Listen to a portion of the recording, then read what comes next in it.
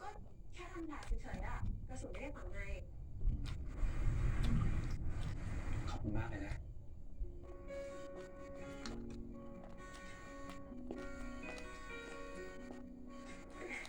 นี่ตั้งแต่รู้จักกันมานี่เป็นครั้งแรกเลยนะที่ฉันได้ยินนายพูดว่าขอบคุณนะ คุณช่วยชีวิตผมไว้นี่นะ แล้ว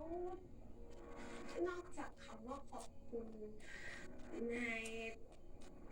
มีคำอื่นจะพูดอีกเปล่า แล้วคุณ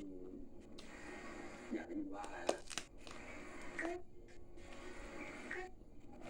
นายอยากพูดอะไรนายก็พูดมาได้เลย ฉันรอฟังอยู่